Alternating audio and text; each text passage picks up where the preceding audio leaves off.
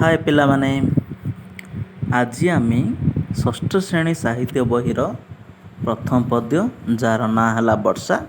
आज आम वर्षा विषय पढ़ा। चलो वर्षा कवितार कवि होउचंती अतिबड़ी जगन्नाथ दास। यही है फोटो जगन्नाथ दासंकर जहाँ द्वारा संस्कृत ओडिया अनुवाद होता श्रीमद् भगवत गीता आम प्रति ओडिया घरे पूजा करुचे। आम मातृभाषा ओडियार मूलदुआକୁ सुदृढ़ करने पंचसखा मानकर अवदान अति महत्वपूर्ण। सेमानंक मध्यरु जणे हेउचंती अच्युतानंद दास, जसवंत दास, शिशु अनंत दास, बलराम दास व एही जगन्नाथ दास। आमर एही वर्षा कवितार कवि जगन्नाथ दास जन्म होइथिले पंचदश शताब्दी। आमर विश्व प्रसिद्ध श्री जगन्नाथ मंदिर क्यों जिले अवस्थित जे पुरी जिला।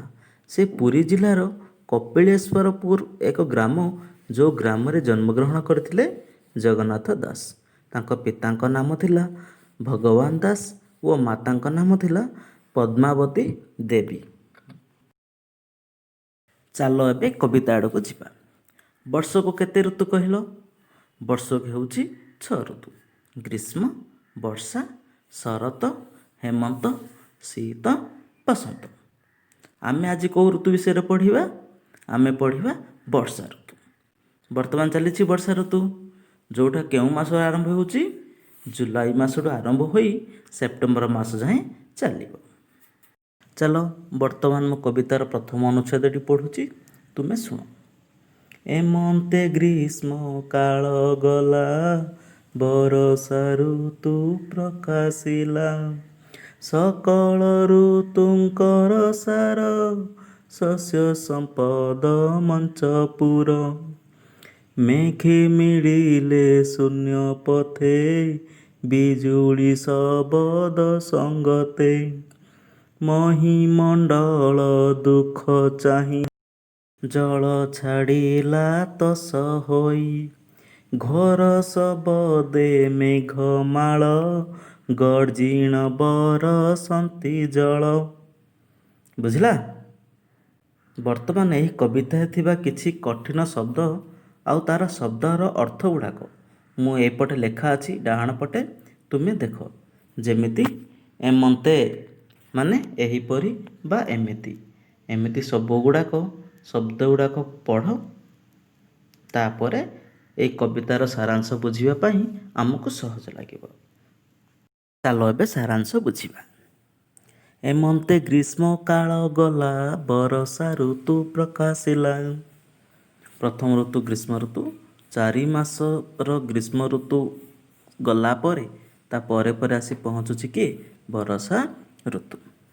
सकल ऋतुंकर सार शस्य संपद मंचपुरम। जो 6टी ऋतु अच्छी से 6टा जाक ऋतु मध्यरु सबु ऋतुठू बेसी प्रिय ऋतु किए ना वर्षा ऋतु। ये वर्षा ऋतु कौन होची? शस्य संपद मंचपुर। मंचपुर बोले कौन? पृथ्वी। ये पृथ्वी रे कौन हुए ना शस्य संपत्ति। संपद माने संपत्ति। शस्यर संपत्ति पूरा भरी हो जाए वर्षा ऋतु आसिले। शस्य माने को गुड़ाक जे धान, मांडिया, गहम सबू जाक यही वर्षा ऋतु रे ही आमे करती। एबे धान रुआ चली जानिच।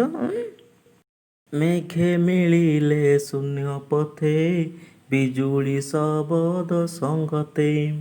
मेघे माने मेघरे। मेघरे मेघ गुड़ाक सब गुड़ाक कौड़ी मिशुचंती ना शून्य पथरे माने आकाश रे। केमिति मिशुचंती? बिजुली शबद संगते। बिजुली माने जानिछ तमे मेघ को मेघ बाजिला परे उठा आलुओ बाहरुची से आलुओ को आमे कौन कहूचे? बिजुली आउ घड़घड़ी जाको आमे शबद बोली कहूचे।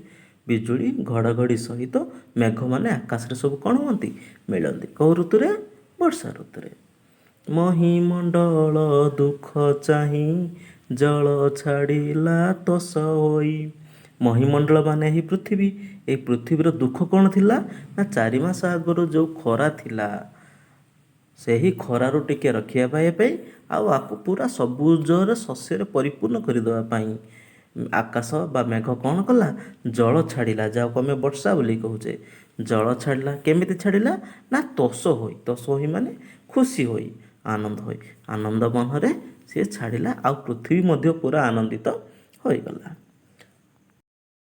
ଘୋର ଶବଦେ ମେଘମାଳ, ଗର୍ଜିଣ ବରସନ୍ତି ଜଳ।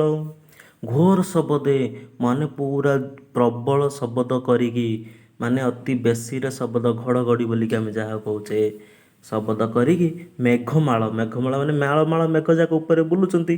ସେ ମାଳ ମାଳ ମେଘ ଗୁଡ଼ାକ ଶବଦ କରିକି କ'ଣ କରନ୍ତି? ଗର୍ଜିଣ ବରସନ୍ତି ଜଳ।